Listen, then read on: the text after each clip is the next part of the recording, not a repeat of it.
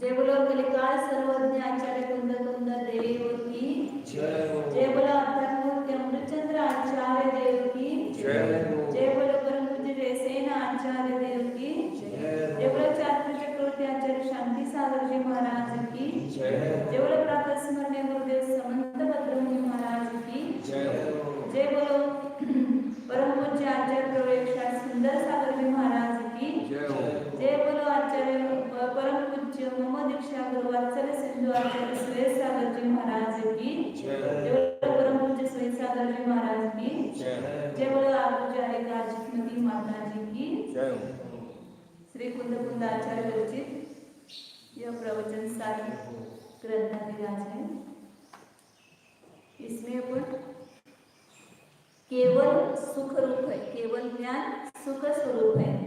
इसकी सिद्धि आचार्य 3 गाथाओं के माध्यम से की 59, 60 और 61 नंबर गाथा में।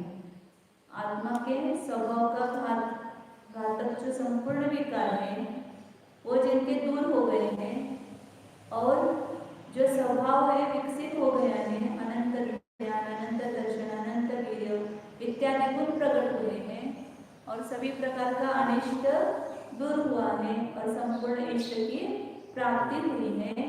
इसलिए केवल ज्ञान प्रकट होते ही आत्मा को अनंत सुख की प्राप्ति होती है, यथार्थ सुख प्रकट होता है। तो केवल ज्ञान के साथ पूर्ण निराकुलता होती है, इसलिए केवल ज्ञान सुख स्वरूप है।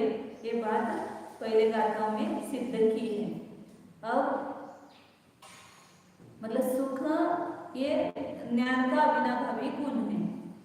अब आगे आचार्य बता रहे हैं कि जो इस सुख का श्रद्धा नहीं करता है,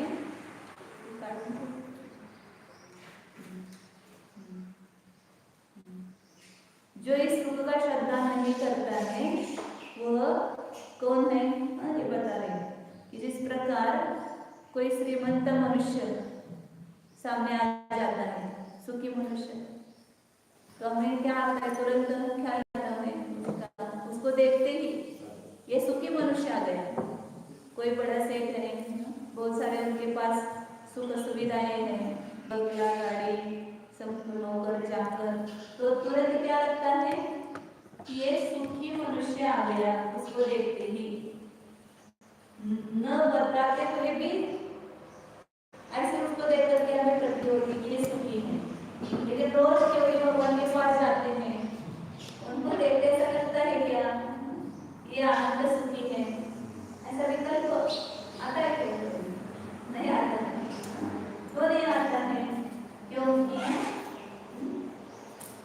हमें अगर इस पंचम काल में केवल प्रत्यक्ष दिखाई नहीं दे रहे हैं, यदि वो कोई प्रत्यक्ष महाराज को दिखते हैं लेकिन केवल तो दिखते नहीं है, तो केवल प्रत्यक्ष दिखते नहीं है तो उनके प्रति श्रद्धा भाव नहीं होता है। और जो जिन मंदिर में चैत्यालय में जो भगवान की प्राण प्रतिष्ठा की उस मूर्ति में, लेकिन फिर भी उसको साक्षात जिनेंद्र भगवान है ऐसा लगता नहीं है। वो जिनेंद्र भगवान की प्रतिष्ठा की है, लेकिन अंदर से अपने को अपने ज्ञान में स्थापना होनी चाहिए ना उसकी।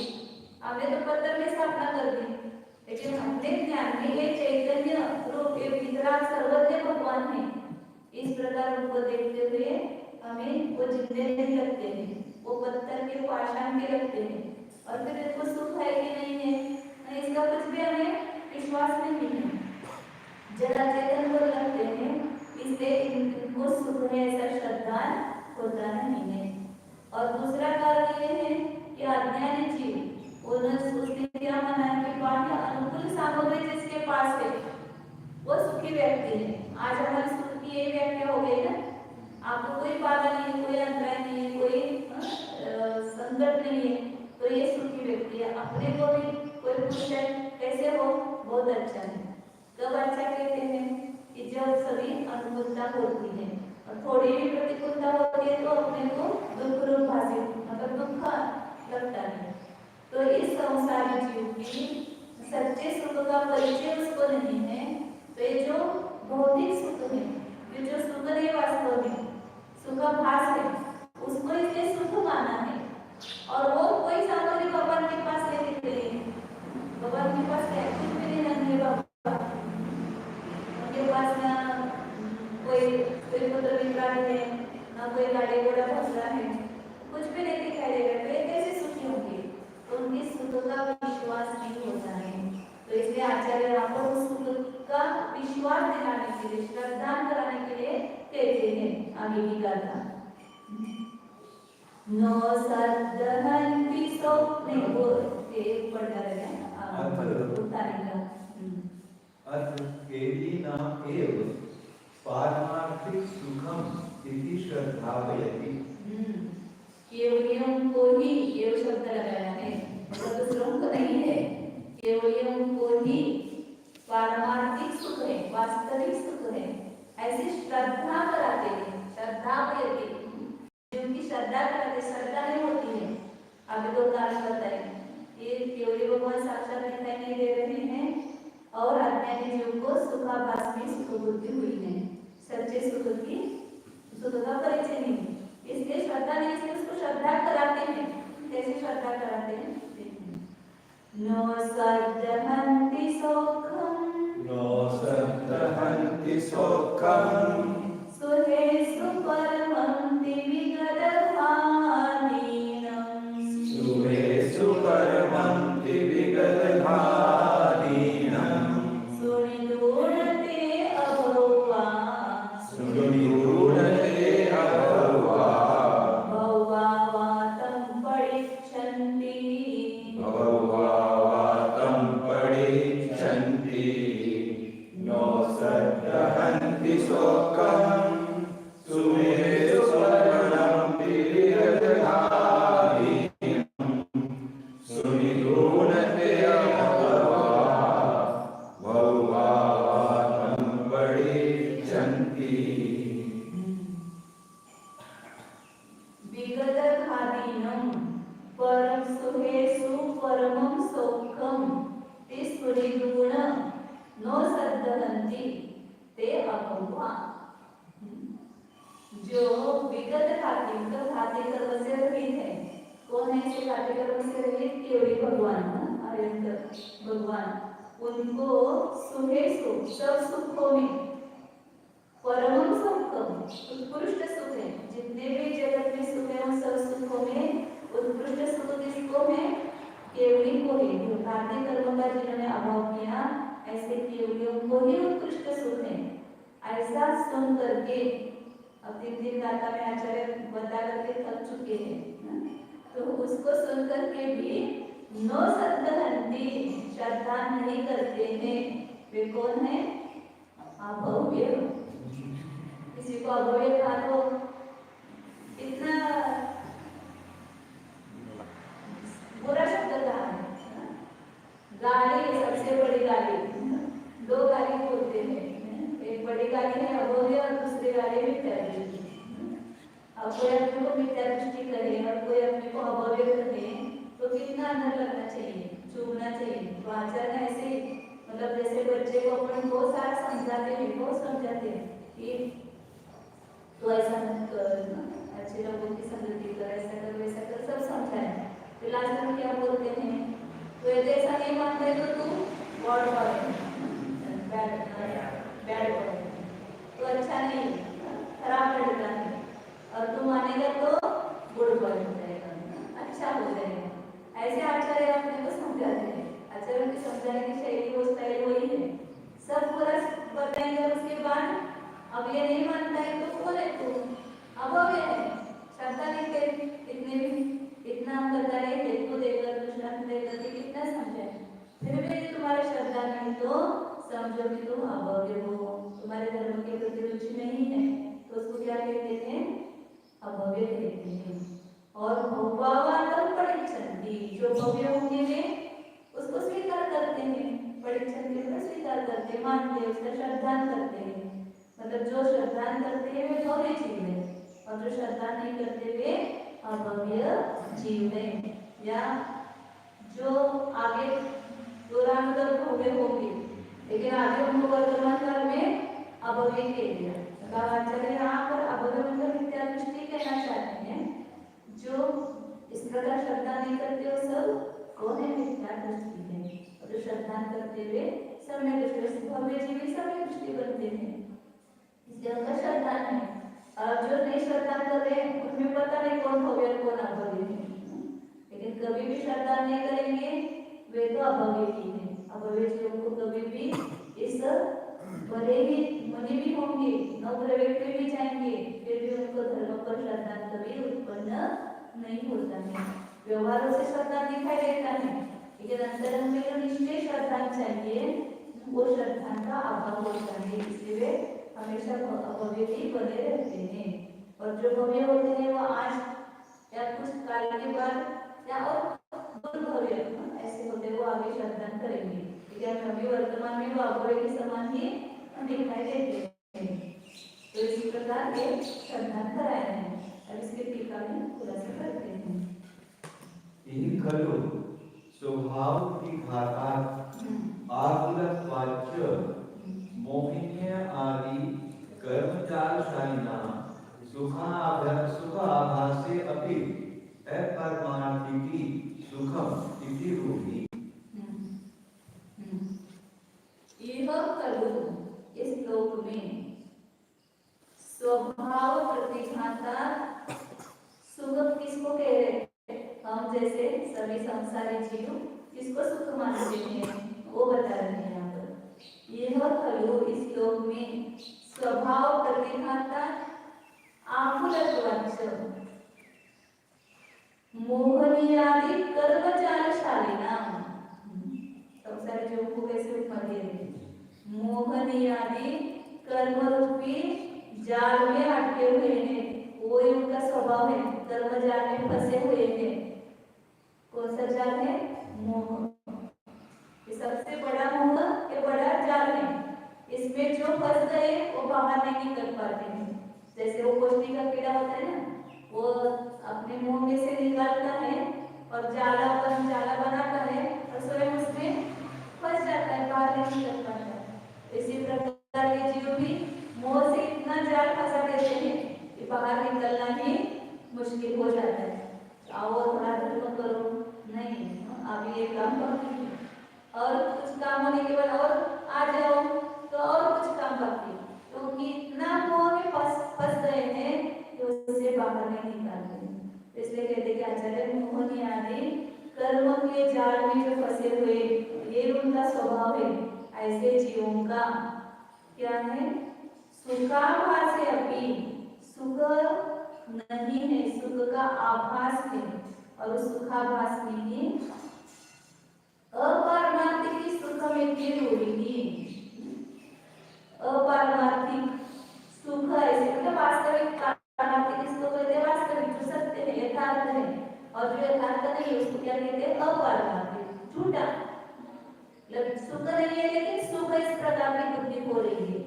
कारण से तो कहते कि स्वभाव प्रतिघाता आकुल। ये जो इंद्रियों जड़े सुख लग रहा है वो वास्तव में कैसा है? स्वभाव का घात करने वाला है, स्वभाव के घात स्वरूप है। और आकुलत्वच और कैसा है? आकुलता सहित है, क्योंकि हम जितना भी संसार में सुख देखते हो कैसा है? अभी भूख लगी है, खाना खाया, अच्छा हो गया, पेट भर गया, सुख लगने लगा है क्या वो वास्तविक सुख? यदि उसमें निराकुलता हो तो सुख हो, तुरंत इतना प्रमाण आ जाता है, आप सो जाओ, बिना सोया हमको चैन नहीं पड़ेगी, क्योंकि खाने के बाद इतना भारी हो जाता है शरीर में, सोना पड़ता है। फिर सोने के बाद सुख होता है कि नहीं होता है? सोने के बाद में फिर पुनः आकुलता, उठ गए, उठने के बाद पुनः आगे का क्या काम करना है उसकी आकुलता, पुनः वो करना चाहे पीना है उसकी आकुलता। मतलब एक लगातार इस जीव को किसी भी एक काम में शांति निराकुलता नहीं है, सतत आकुलता कभी नहीं है, इसलिए यह सुख सुख नहीं है। यहाँ पर भी देखते हैं इसमें सुख हासिल होता है, स्वाध्याय किया थोड़ा अच्छा लगा, पुनः ये कितने काम करेंगे? बस 1 घंटा हो गया, अब दिमाग काम नहीं करता है, अब बस करो। इसमें भी आकुलता होती है, विधान करो 2 घंटे 3 घंटे किए, फिर बस करो, है क्या उसमें शांति सुख? वास्तव में ये सुख नहीं, सुख प्राप्ति के लिए हम उपाय कर रहे हैं, उसके लिए वास्तव में सुख नहीं है। इसलिए सुखाभासी, सुख के आभास में मोही जीवों की एक झूठी मान्यता है। अभी बहुत गर्मी लग रही है, थोड़े से हवा आई तुरंत हाँ सुख हो गया, ऐसा लगने लगता है। फिर थोड़े बाद ज्यादा हवा आने लगी तो फिर खिड़की बंद करो, मतलब ये इतना सुख की आभास में मेरे सुख की कल्पना है, इतना बोलते हुए सुनते हुए भी पुनः उसी को सुख मानते हैं। और जैसे अभी हमारे बेचैन हो गई है, थोड़ा सा संगीत सुनेंगे तो हमें चैन मिलेगी। मोबाइल वाला को क्या है, 1 मिनट चाहिए, मोबाइल को कहीं रख दिया तो बार बार उसमें चलो, कुछ ना कुछ देखते रहो, उत्कर्ष इधर वो लगा था तो भी उसको शांति नहीं होगी, नीचे मोबाइल से के साथ, मतलब इधर प्रवचन चल रहा है उसको सुनने से थोड़ी शांति मिलेगी, इस जीव को उसको देखने में आनंद लगता है, जो कुछ भी उसमें पिक्चर सीरियल या जो भी खेल है मैच है उसको देखने में उसको शांति लग रही है, लेकिन वास्तव में शांति है क्या उसमें? उसमें भी एक लगातार वो कार्यक्रम देखते हैं, तुरंत आकुलता दूसरा कार्यक्रम देखने की, तो कितना बेचैन है ये जीव। इस इंद्रियों की विषयों में जो सुख मान रहे हैं वे बहुत बेचैन है, क्यों? क्योंकि वहां पर स्वभाव का घात हो रहा है और आकुलता है, तो कैसे सुख मानेंगे उसको? स्वभाव का घात ही वास्तव में दुख का कारण है। यहाँ हमारे ज्ञान दर्शन सुख स्वभाव का क्या हो रहा है?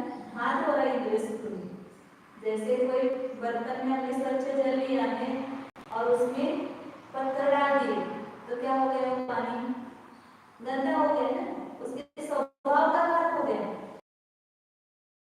इस प्रकार हमारा ये जो ज्ञान दर्शन सुख स्वभाव है, जब हम इंद्रिय सुख के पीछे लगते हैं तो हमारे सुख का क्या होता है? वहां पर घात होता है, ज्ञान विकसित नहीं होता है, जो इंद्रिय सुख में मौजूद है उसका। इसलिए आचार्य कहते हैं कि ये कैसा है? 2 कारण पर है, स्वभाव प्रतिघाता और आकुलत्व। ये वास्तविक सुख कैसा है? स्वभाव का घात करने वाला है और आकुलता से सहित है, इसलिए वो वास्तव में सुख नहीं है, अपारमार्थिक सुख। ऐसे रूढ़ी है, सुख नहीं है, रूढ़ी है ऐसे। जैसे रोग हो गया है तो दवाई लेते हैं तो उसमें सुख है कि नहीं? वास्तविक सुख नहीं ना, वो दवाई है, तो दवाई का सेवन करने में सुख नहीं। इसी प्रकार ये इंद्रियों के रोग हुआ है इस जीव को और विषयों का भोग करता है, मतलब वो दवाई के स्थान पे है, लेकिन उसमें आनंद नहीं है। इसलिए आचार्य ये कह रहे कि ये सुख ऐसा मान्यता है जीव की, इसलिए उसको केवलियों को सुख नहीं लगता है। आगे बताते हैं केवलिनां तु भगवतां प्रक्षीणघातिकर्मणां स्वभावप्रतिघात अभावात् अनाकुलत्वाच्च यथा उदितस्य हेतोः लक्षणस्य च सद्भावात् पारमार्थिकं सुखम् इति श्रद्धेयम्। जो संसारी जीवन को सुख है वो कैसा है? स्वभाव का प्रतिघात होने से, आकुलता होने से वो सुख का आभास है, वास्तविक सुख नहीं है। परंतु केवलियों को कैसे? केवलिना भगवता, केवली भगवान के प्रक्षीण घाती कर्मणा, कैसे वे केवली भगवान घाती कर्मों का नाश किया है, इसलिए उनके स्वभाव प्रतिघात अभाव, घाती कर्म का नाश किया है, इसलिए उनके स्वभाव का घात नहीं होता है, स्वभाव के घात का अभाव हो गया है इसलिए। और अनाकुलता, उनको निराकुलता है। आकुलता है केवली भगवान को थोड़ी भी किसी को देखने की, जानने की या सुख भोगने की कोई भी आकुलता नहीं है। तो इसलिए आकुलता का अभाव होने से यथोदितस्य हेतोः लक्षणस्य च सद्भावान्, जो सुख का कारण है ऊपर बताया हुआ स्वभाव के प्रतिघात का अभाव, उस कारण का सद्भाव होने से और लक्षण का सद्भाव होने से। सुख का कारण क्या है? स्वभाव प्रतिघात का अभाव, और सुख का लक्षण क्या है? निराकुलता। ये दोनों पाए जाते हैं केवल भगवान में, स्वभाव का घात भी नहीं है और अनाकुलता है, इसलिए उनको वास्तविक पारमार्थिकम सुखम इति श्रद्धेयम्, उनको ये वास्तविक सुख है ऐसा श्रद्धा करना चाहिए। एक बार उस भगवान, इसलिए कहते पहले भगवान के स्वरूप का जब तक हम निर्णय नहीं करेंगे अपने विज्ञान में, तब तक उनमें वो गुण भाषित नहीं होते हैं। भगवान को देखते ऐसा लगता है क्या ये ज्ञानी है, ये सुखी है, उनको तो एक बस नमस्कार करना है, जय जय करो जाने के बाद, और चार बोल दो उनके लिए और आ जाओ, सब रूढ़ी चल रही है। लेकिन वहां जाने के बाद उनके स्वरूप के प्रति जो अंदर में बहुमान आना चाहिए, वो बहुमान कब आएगा? जब उनमें हम गुण देखेंगे तभी बहुमान आएगा। लौकिक में भी किस व्यक्ति का बहुमान आता है अपने अंदर में, जिनमें हम गुण देखते हैं, गुण देखने से ही उनके प्रति क्या हो जाता है? बहुमान आता है।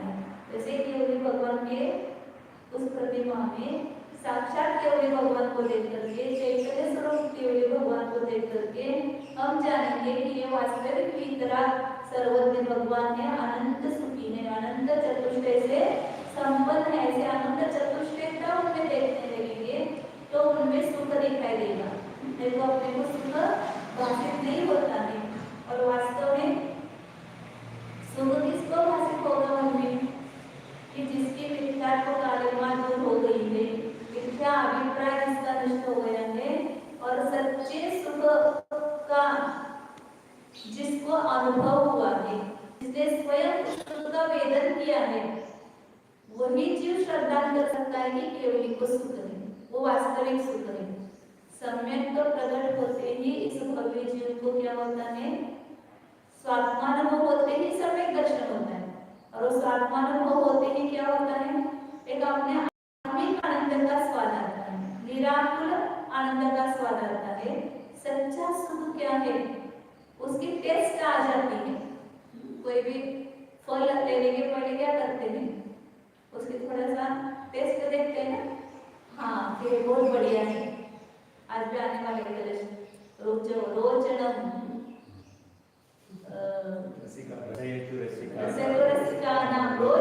ज्ञानम उद्गत, जो रसिकों को रुचिकर है ये ज्ञान, उसको उसका तुम आस्वाद ले लो। तो वो फल वाला कहते थोड़ा सा चखो, थोड़ा सा एक फोड़ क्या बोलते हैं टुकड़ा चख के देखो, उसको पता है इसकी टेस्ट आएगी तो ये खरीदे बिना नहीं रहेगा। यदि इसकी टेस्ट नहीं की तो फिर हमारा माल वो लेगा कि नहीं, गारंटी नहीं है। तो इसी प्रकार सिद्धों के सुख का यदि श्रद्धा करना है तो उसके लिए पहले अपने आत्मा की टेस्ट लेनी पड़ेगी। लेकर के देखो वो कौन सा सुख भोगते हैं, क्यों अनंत काल तक मोक्ष से वापस नहीं आए। एक बार मोक्ष में गए कि वहीं पर रुल गए, वहीं पर रमान हो गए। क्यों रमान हो गए? तो ऐसे सुख का उनको आनंद आ रहा है, क्यों वहां से हट करके वापस शरीर धारण करेंगे? तो सिद्धों को सुख क्या है उसका हमें अपने स्वात्मानुभव के द्वारा जब नित्य शुद्धात्मा का अनुभव करके वो आनंद आएगा, आत्मिक आनंद उस जीव को। हाँ, उसी समय श्रद्धा ऐसा सुख है सिद्ध गति में, सिद्धों को इस प्रकार का सुख है। तो नहीं, मुझे यही सुख चाहिए, बस इसी सुख के लिए फिर वो पुरुषार्थ उद्यमशील रहता है। उसको समय दर्शन हो गया और वो इंद्रिय सुख में मस्त हो गया, ऐसा होगा क्या? वो आता है ज्ञानी विषय मगन माही ऐसे विपरीत संभवे नहीं। ज्ञानी हो विषय में मगन हो जाए, ऐसा विपरीतता कभी नहीं हो सकती। वो रहते हुए भी उस गृहस्थ अवस्था में रहते भी वो अंदर से क्या अनुभव करता है? ये सुख उपादेय नहीं है, ये वास्तविक। जैसे दवाई का सेवन करते हैं रोग होने पर, रुचि से करते हैं क्या दवाई का सेवन? नहीं करते हैं, कितनी जबरदस्ती से। एक तो स्वयं लेने की इच्छा नहीं होती है, दूसरा फिर जबरदस्ती करता है। वैद्य ने बताया है इसलिए लेना पड़ रहा है, और अपने को निरोगी होना है इसलिए दवाई खाता है, लेकिन दवाई के बारे में उसको रुचि बिल्कुल नहीं होती है। ऐसे जो ज्ञानी जीव होते हैं उनको घर में रहते हुए भी अंदर में भीतर में उस विशेष सुख के प्रति कभी विशेष सुख छोड़ करके मैं अपने आत्मिक आनंद में मस्त हो जाऊं, क्योंकि उसकी टेस्ट उसने चखी है। इसलिए उस सुख का आस्वादन लेने के लिए वो मुनि बनता है, और उसी सुख का आस्वादन लेने के लिए वह मुनि होने के बाद भी प्रयत्नशील रहता है और आनंद अवस्था प्राप्त करता है। तो ये आनंद को सुख है, इसका विश्वास करने के लिए पहले अपने आत्मा का आस्वादन करके देखो। सिद्धों के सुख में और अपने उस आत्मिक सुख में जाति की अपेक्षा से अंतर नहीं है। हाँ, उनमें उनके ज्ञान में बहुतता है, प्रचुरता है, और सतत उस आनंद का अनुभव करते हैं। हम तो एक क्षण के लिए उस आनंद का अनुभव करते हैं। तो जैसे हम कहते हैं ना, वो एक गरीब आदमी है, वो 1 रुपए की, अब 1 रुपए में कुछ आता नहीं है, पुराने जमाने की बात है, एक 10 रुपए की उसने मिठाई लाई, पेड़े लेके आया या गुलाब जामुन लेके आया और वो खाया, और फिर वो उस पर से अंदाजा करता है कि ना ये बढ़िया लगता है। तो वो जो श्रीमंत लोग उनके घर में तो रोज मिठाई रहती है, रोज मिठाई खाते हैं, तो उनको कितना आनंद आता होगा। तो उसको जो 10 रुपए की मिठाई में आनंद आता है वही उसी जाति का आनंद। कोई 100 रुपए की मिठाई ला करके खाता है तो वही आनंद है, उसमें आनंद में भेद नहीं है। केवल ही जिस आत्मा का अनुभव करते हैं शुद्ध ज्ञानी भी उसी वो आया था इसमें प्रवचन साधन अनादि अनंत 32 नंबर की गाथा में केवली भगवान केवल ज्ञान के द्वारा जिस अनादि अनंत अकृत्रिम ज्ञान चैतन्य सामान्य का अनुभव करते हैं, केवल आत्मा का अनुभव करते हैं, शुद्ध ज्ञानी भी उसी आत्मा का अपने शुद्ध ज्ञान के द्वारा प्रत्यक्ष अनुभव करते हैं। इसलिए सिद्धों के सुख का श्रद्धा उसी जीव को होगा जो अपने आत्मा का अनुभव करके आत्मिक सुख का आस्वाद लेता है। कहते हैं कि केवलियों को ही सुख है ऐसा श्रद्धा करना चाहिए। इसलिए आगे आगे बताने वाले जो अनंत का श्रद्धा करता है वो आत्मा का श्रद्धा करता है, जो आत्मा का श्रद्धा करता है वह अनंत का श्रद्धा करता है। नकिल एवं येषां श्रद्धानमस्ति ते खलु मोक्ष सुख सुधा पान दूरवर्तिनः मृगतृष्ण अम्भो भारमेव अभव्या पश्यन्ति। न किल एवं येषां श्रद्धानमस्ति, पहले ये बता कि लौकिक लोगों की सुखाभास में सुख ऐसा मानने की रूढ़ी है, और वास्तविक सुख किनको है? केवली भगवान को है। क्यों है? उसके 2 कारण बताए, स्वभाव प्रतिघात का अभाव हुआ है और अनाकुलता है इसलिए। और जो जिन जीवों को इस प्रकार का श्रद्धा नहीं है कि केवलियों को सुख है, इस प्रकार का श्रद्धा नहीं है, वे कैसे हैं? ते खलु मोक्ष सुख सुधा पान दूरवर्तिनः, मोक्ष सुख के अमृत का पान करने से दूरवर्ती है। उनको इस मोक्ष सुख का अमृत पान करने को नहीं मिलता है। ऐसे वे जीव दूरवर्ती न, अब वे जीव को तो कभी भी नहीं मिलेगा मोक्ष सुख का अनुभव करने को, कभी अमृत पान नहीं कर पाएगा। वो मने भी होगा तो इस क्रिया में आनंद लेगा। इस क्रिया को करने से 28 कलगुण का मैं विचार पालन करने से मुझे मोक्ष सुख की प्राप्ति होगी, ऐसा मान करके उसी में ही लीन रहता है। लेकिन आत्मिक सुख का आनंद वो नहीं ले सकता है और उतने अब शुक्ल परिणाम से वो नवग्रह में भी चला जाता है, फिर भी उसको उस सुख का पान नहीं हो सकता है। वो क्या करता है? मुरुगत कृष्णांगो भारमेव। ये जो सांसारिक सुख है वो कैसा है? मुरुगत कृष्णा, जैसे मृदुमरीचिका में दूर से दिखाई देते तो धूप के समय कैसा दिखाई देता है। यहाँ पर भी देखो, अगर रोड से जाते हैं ना, जब धूप लगती है तो आगे पानी पानी ऐसा लगता है ना? तो पानी जैसा आभास हो जाता है। ऐसे ही अभव्य जीव को भी एक तो संसार में रहेगा तो उस विशेष सुख में सुखाभास में सुख हो मानता है। धर्म में आता है तो इस शुभोपयोग में के द्वारा जो प्रशंसनीय सुख होता है वो भी सुखाभास है, वो भी वास्तविक सुख नहीं है। तो उसमें ही सुख मानने की उसको भी रूढ़ी हो गई। हाँ, इसमें बहुत आनंद आ रहा है हमें शुभोपयोग में, बाहर की क्रियाओं में, तो वो भी वास्तव में उसको सुख का श्रद्धा नहीं है। तो मृदुमरीचिका में पानी मानने के जैसा या भव्य जीव उस विषयाभास में ही, सुखाभास में ही सुख मानने की उसको रूढ़ी पड़ गई है, वो देखता है। ये पुनः इदम इदानी एव वचः प्रतीक्षन्ति ते शिवश्रियो भाजनम सम आसन्न भवन्ति समासन्न भव्या भवन्ति। सम विशेषण लगाया क्रिया ये पुनः जो जीव पुनः इदानीं एव वचः प्रतीक्षन्ति, यह वचन क्या कि केवल उनको ही पारमार्थिक सुख है, इस प्रकार के वचन का श्रद्धान करते हैं, उसको स्वीकार करते हैं, वे मुक्ति रूपी लक्ष्मी का पात्र होते हुए, अगर जिनको श्रद्धा है वो सम्यक हो गए ना नियम से, जिनको केवल के सुख का श्रद्धान हो गया वो नियम से सम्यक दृष्टि है, और वो सम्यक दृष्टि कभी न कभी मुक्ति रूपी लक्ष्मी का पात्र होगा ही। तो ऐसा वे मुक्ति रूपी लक्ष्मी के पात्र समासन्न भव्य, अत्यंत आसन्न भव्य जीवन जिनको श्रद्धान हुआ है, वे अत्यंत आसन आनंद संसार की अपेक्षा से देखेंगे तो अल्प परावर्तन काल भी समासन्न भव्य है वही। और ऐसे जिसका श्रद्धा दृढ़ है, सम्यक पर दृढ़ रहेगा तो वो नियम से 3-4 गो में 7-8 गो में मुक्ति को प्राप्त होता है। इसलिए अपने सम्यक को बनाए रखना तो ही हमें ये मुक्ति रूपी सुख जल्दी प्राप्त होगा। और येषु पुरा प्रतीक्षन्ति हेतु दुर्भव्या इति। भव्य जीव में दो व्यक्ति जो आदि श्रद्धा करते हैं, इनसे वर्तमान काल में जिनको श्रद्धा हो गया वे आसन भव्य जीव, और वे जो आगे करेंगे सभी जीवों को कभी ना कभी तो, सभी भव्य जीवों को कभी ना कभी तो ये बात माननी पड़ेगी। तो जब आगे वो करेंगे वे दूर भव्य जीव है, अभी उनका संसार का किनारा नजदीक नहीं है, अभी दूरवर्ती है, और जिनका संसार का किनारा नजदीक आ गया है वे जीव आज भी श्रद्धा इस वचन पर श्रद्धा करते हैं।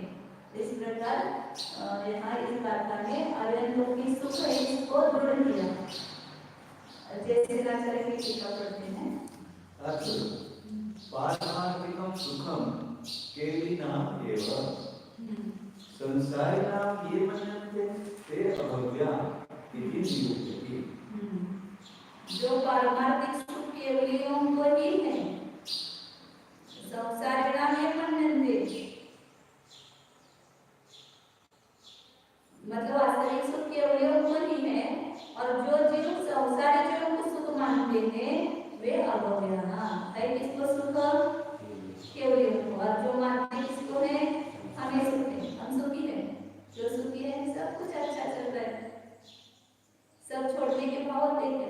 सभी अभी घर में अनुकूलता है, कोई अपना विरोधी नहीं है, सब कुछ साधन सामग्री है, छोटे दीक्षा ले लो। जिनको कुछ आपत्ति आती है वो जाकर के दीक्षा लेते हैं। लोगों की मान्यता क्या है, सुखी व्यक्ति दीक्षा नहीं लेता है, इसको कुछ ना कुछ दुख आया होगा, इसलिए तो ये ऐसा मानते हैं लोग। वो कह रहे थे ना कि मुझे लग रहा था कि कुछ ना कुछ वो बोले आपको तकलीफ होगी, इसलिए आप मदद चाहिए। लोगों की मान्यता ऐसी है वास्तव में, मतलब जो घर में कुछ झगड़ा होता है या कुछ कोई दीक्षा लेता है और सुखी व्यक्ति दीक्षा नहीं लेता है, तो सुखी व्यक्ति दीक्षा नहीं लेता है तो तीर्थंकर क्या दुखी थे क्या? चक्रवर्ती तीर्थंकर वो कितना सुख था, हम वही पूछते लोग पूछते थे सब पहला छोड़ के जाएंगे, तो पहला छोड़ के चक्रवर्ती इतने बड़े बड़े महान छोड़ कर के जाता है, हम तो क्या छोड़ गए जो हमारा नहीं भी था, उपचार से हमारा मान गया था, लेकिन वास्तव में इसमें सुख मतलब सुख नहीं है, जीवों की सुख ऐसी बुद्धि हो गई है, इसलिए संसारियों में हम सुख देखते हैं, संसार में ही सुख खोजने की कोशिश करते हैं, क्योंकि उसमें ही अभी सुख नहीं है, इसका श्रद्धा हमें नहीं हो रहा है। इसलिए हाँ, जो संसारी जीवों को मानते हैं सुख, वे जीव कौन है? अभव्य। हाँ, मैं जब ब्रह्मचर्य व्रत लिया ना तब 16-17 साल की थी, तो 17वां साल था, वो बोल में आ गई तो देखते कितनी अच्छी है और तो ब्रह्मचर्य व्रत लिया है, मैंने कहा अच्छे तो ब्रह्मचर्य व्रत नहीं लेते क्या? तो देखिए जब देखने में अच्छे नहीं होते हैं, शादी नहीं होती है, तो ब्रह्मचर्य व्रत ले लेते हैं, और अच्छे होने पर भी कैसे इस मार्ग में आ गए, मतलब लोगों की कैसी कल्पनाएं होती है। ये वास्तविक सुख है, इसको अच्छे व्यक्तियों को ये करने योग्य है, जो आपत्ति में है उनको तो करने योग्य ही है, लेकिन जो आज हम सुखों को सुख मान करके उसमें आसक्त हो गए हैं, लेकिन वो सुख विनाशी है, इसका हमें श्रद्धा नहीं हुआ। कब ये हाथ से छूटेगा वो जीवन को नहीं पता है, कि सब छोड़कर क्या हमें कब जाना पड़ेगा वो पता नहीं है, फिर भी अभी इतने अंदर मोह बैठा हुआ है कि उसी में हम सुख देख रहे हैं, वास्तव में उसकी सुख नहीं है। इसलिए आचार्य कहते हैं कि जो संसारियों को सुख मानते हैं वे जीव आज तो अभव्य, आगे भव्य हो गए पता नहीं, वो जो नहीं श्रद्धा करते सभी को भव्य अभव्य कह रहे आचार्य। ये बहुत बड़ी गाली लगनी चाहिए अंदर, कोई कहता है बदमाश है तो कैसा लगता है अंदर, कोई कहता है नालायक है तो वो गाली लगती है, लेकिन ये गाली नहीं लग रही है, क्योंकि इसका कितना बड़ा बड़ा अर्थ है कि ये जो कभी भी सम्यक्त को प्राप्त नहीं होगा अभव्य जीव और कभी भी मुक्ति को प्राप्त नहीं होगा, तो हमारे लिए ऐसा शब्दों का प्रयोग किया तो हमें कितना दुख होना चाहिए। आचार्य कहे अभव्य नहीं, मुझे अभव्य नहीं होना है, मैं तो भव्य हूँ, मैं भव्य हूँ और मैं इस सच्चे सुख का श्रद्धान करूंगा ही, इस प्रकार का अंदर करना चाहिए अपने को। आचार्यों के शब्द आगे कहते हैं न एव श्रद्धति न मन्यन्ते किम निर्विकार परम आह्लाद एक सुखम कथम भूतम न मन्यन्ते सुखेषु मध्ये तत् एव परम सुखम केषां संबंधित सुखम विगत घाती करना के बिना। जो श्रद्धा नहीं करते हैं, मानते नहीं है, क्या मानते नहीं है? जो निर्विकार रागादि विकारी भाव से रहित परम आह्लादी जो एक सुख है, उस सुख को जो सुख नहीं मानते हैं, सुखेषु मध्ये तदेव परम सुखम, सब सुखों में वही एक परम सुख है, उत्कृष्ट सुख है, ऐसा जो नहीं मानते हैं। किन संबंधी जो सुख नहीं लग रहा है? विगत घाती कर्मणा, जिन्होंने घाती कर्म का अभाव किया, जो घाती कर्म से रहित हुए हैं, ऐसे केवलियों को जो सुख नहीं मानते हैं, क्या करके भी नहीं मानते हैं?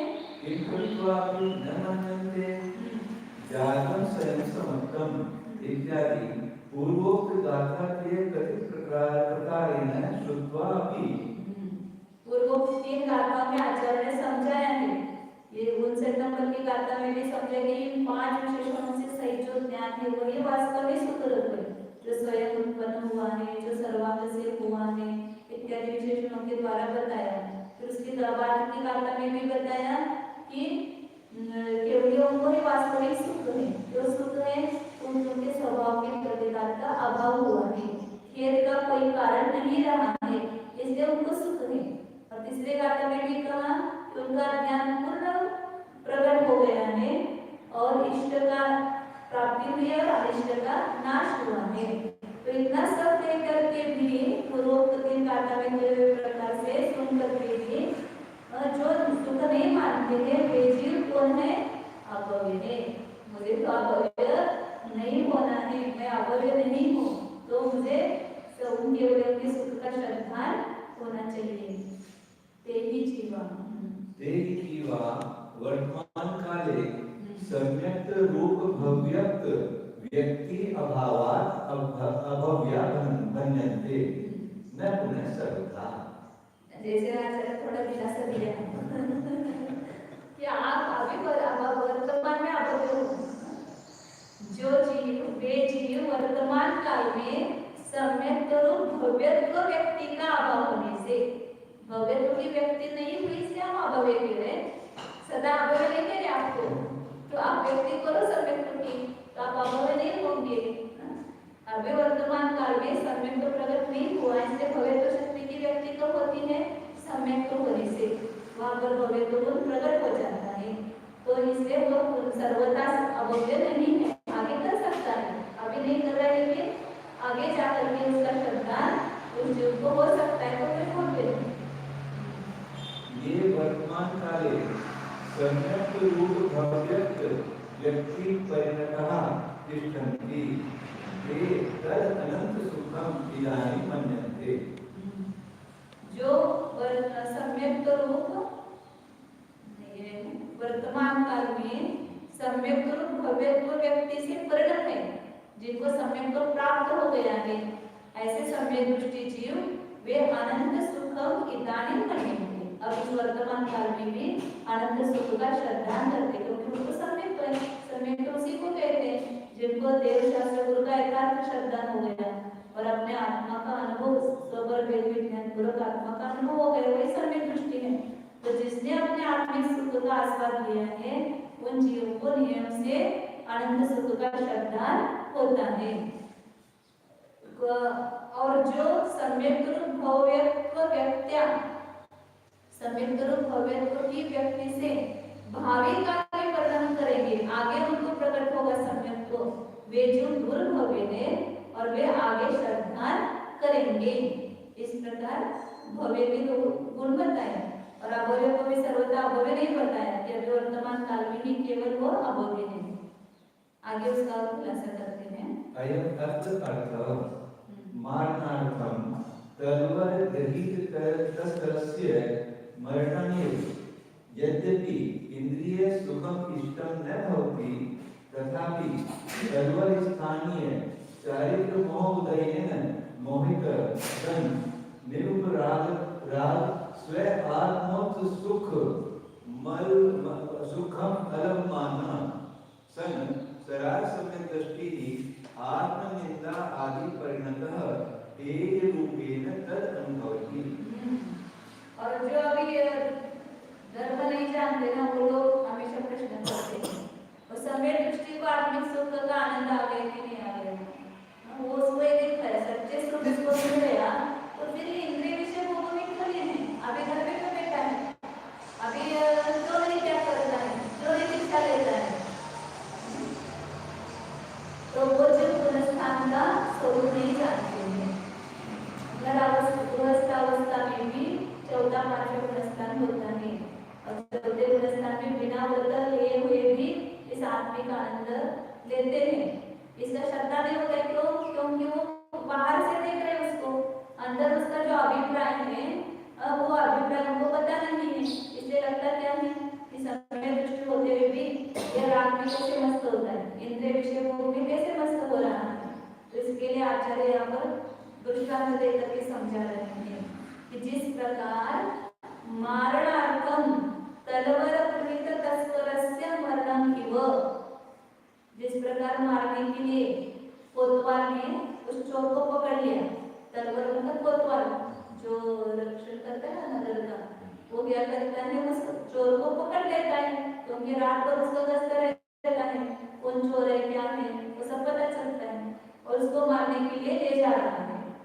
तो वो चोर चाहता है क्या, मेरा मरण हो, मैं मारा जाऊं। तो वो अंदर से भीतर से क्या करता रहता है कि पकड़े जाने पर भी उसके प्रति दंडित किया जा रहा है, फिर भी वो अपनी स्वेच्छा से वो दंड को भोग नहीं रहा है। उसके स्वाद अधीन होने के कारण, उस कोतवाल के अधीन होने के कारण उस मरण का वह अनुभव करता है। उसी प्रकार यद्यपि इंद्रिय सुखम इष्टम न भवति, जैसे उस चोर को मरण इष्ट नहीं है, ऐसे ही सम्यक दृष्टि जीव को भी इंद्रिय सुख इष्ट नहीं है। तथापि फिर भी कैसा क्या हो गया है, तलवर स्थानीय कौन है, कोतवाल पकड़ ले, कैसे यहाँ पर कौन किसने पकड़ा है, चारित्र होने उस जीव को पकड़ा हुआ है। चारित्र होने में बहुत शक्ति है, ये बताने की समय दृष्टि को भी 6 महीने तक वो शव लेकर के घुमाता है, चारित्र होने में इतनी शक्ति है। तो चारित्र मोहनीय का उदय से मोहित हुआ जीव निरुपराग स्वात्मत्व सुखम अलभमानः, अपने आत्मा में सदैव नहीं रह पाता है, सतत निरुपराग सुख का संवेदन नहीं कर सकता है, क्योंकि उतनी सामर्थ्य नहीं है, इसलिए निचली भूमिका में कभी कदाचित निवृत्ति के काल में, अपने सामयिक काल में वो आत्मा का अनुभव करता है, तो उस एक क्षण के लिए उसको आत्मा का अनुभव होता है, आत्मिक सुख का वेदन करता है। पुनः उस चारित्र होने की वजह से कषायुक्त होकर के इस इंद्रिय सुख का आस्वाद लेता है, लेकिन आस्वाद लेते हुए भी उसको कैसे भोगता है, इसको सराग समय दृष्टि कहते हैं। चौथे पांचवें छठे प्रस्थान भक्ति को सराग समय दृष्टि कहा है। आत्मनिंदादि परिणत, अपनी निंदा करता हुआ परिणत होकर के हेय रूपेण तथा, चोर को जब पकड़ा जाता है तो वो अपनी निंदा करता है कि मैंने चोरी की, इसके कारण मैं पकड़ा गया, मुझे ये मिल रहा है। इसी प्रकार समय दृष्टि भी अपनी निंदा कर रहा है कि इस चारित्र होने की वजह से इस कषाय ने मुझे पकड़ा है, इस कषाय के कारण मुझे ये सुख भोगना पड़ रहा है। वास्तव में ये भोगने योग्य नहीं है, इसमें कोई आनंद नहीं है, सुख का आस्वाद नहीं आता है, इसलिए वो रोग सहा नहीं जाता है इंद्रियों का, इसलिए उस विषयों को भोगता है। से उसका अनुभव करता है। जैसे अपन भी देखते हैं ना, कभी बीमार रहते हैं, रुचि नहीं रहती है खाने की, फिर भी खाना पड़ता है इसलिए खाते हैं। बहुत काम हम बिना इच्छा के करते हैं, तो समय बिना इच्छा के जो भोग ऐसा कहा, उसमें क्या गलत है। कभी घर में ऐसा वो सांस वगैरह तकलीफ देती है, तो ऐसा वो बासी आने देती है, खाने की इच्छा रहती है क्या, उस भोग को बिना इच्छा के खाते हैं कि नहीं खाते। इसी प्रकार सम्यक दृष्टि ये विषय भोग जो भोगता है बिना इच्छा के भोगता है, बिना इच्छा के मतलब उसको अंदर से श्रद्धा है कि ये सुख नहीं है, लेकिन अब वर्तमान की अवस्था है कि अभी उसको छोड़ भी नहीं पा रहा है, चारित्र होने का तीव्र उदय है, तो इसलिए उस विशेष सुख का भोग करते हुए भी ये रूप से उसको भोगता है। रामचंद्र जी हैं और बाकी के भी भरत आदि थे, भरत चक्रवर्ती का अपन देखते हैं, उधर आदिनाथ भगवान तीर्थंकर हुए, उनकी तो अंदर से इच्छा क्या है कि समूह शरण में जाकर के मैं प्रभु का उपदेश करूं, लेकिन ऐसा चारित्र होने का उदय वहां पर पुण्य का भी उदय ऐसा है कि वो छोड़ नहीं पाते हैं, चक्रवर्ती पद है, अब उसका भोग करना ही पड़ेगा, निकाचित कर्म बचा होने को पुण्य भी ऐसा निकाचित होता है कि उसे भोगना ही पड़ता है, इच्छा न रहती है। तो इसलिए क्या कहते हैं कि सम्यक सराग सम्यक दृष्टि अपने आत्मनिंदा से परिणत होकर के उस इंद्रिय सुख को हेय रूप से अनुभव करता है। उस समय उपयोग भी नहीं होगा, उस इंद्रिय सुख में आसक्त होकर के भोगेगा, लेकिन अंदर का जो अभिप्राय है वो उसका सही है। जब वो लब्ध रूप में पड़ा हुआ है, जब ना वो अपने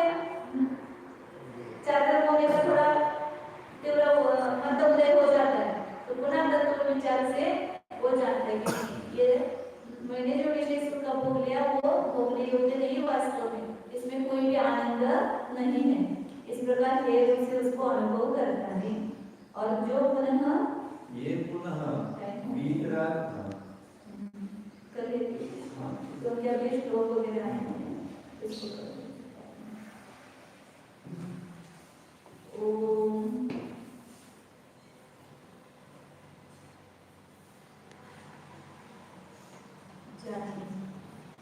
यह मैं शुद्ध चैतन्य हूँ, जीव ही हूँ, ज्ञान व आनंद स्वरूप हूँ। देखते अपने को, सुख बाहर नहीं है, सुख का समुद्र अंदर ही भरा हुआ है। मेरे इन असंख्य प्रदेशों में सुख ही सुख भरा हुआ है। सुख गुण से मैं परिपूर्ण हूँ, सुख बाहर नहीं है। पर्यंतर सिद्धों को जो अनंत सुख मिल रहा है वो बाहर से नहीं मिल रहा है, भीतर ही है। इन असंख्यात प्रदेशों में यह आनंद का सागर लहरा रहा है। देखिए भीतर मोह की चादर हटा करके देखिए और इस सुख सागर में मग्न हो जाएंगे। ये भ्रम की चादर ही उस सागर को ढक रही है। ये बाहर से तो भाषित हो रहा है, ये भीतर देखो विश्व में सुख आ रहा है, अंदर से आ रहा है। विश्व में सुख नहीं है, इस शरीर में भी सुख नहीं है। भीतर जो सुख स्वभाव आत्मा बैठा हुआ है उसी में सुख है, उसी सुख आ रहा है। तो उस सुख स्वभाव में ही मग्न हो जाओ तो अन्य किसी सामग्री की आवश्यकता नहीं है। मैं सुखी आत्मा हूँ, सुख स्वाभाविक हूँ।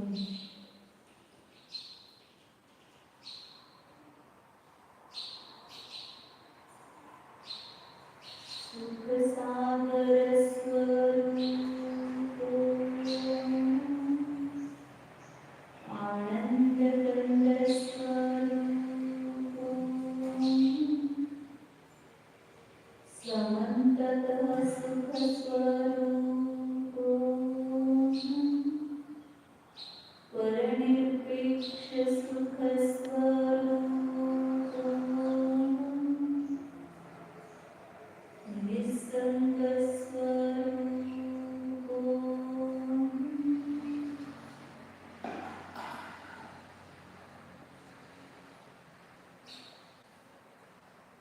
चिदुच्छलन स्वरूप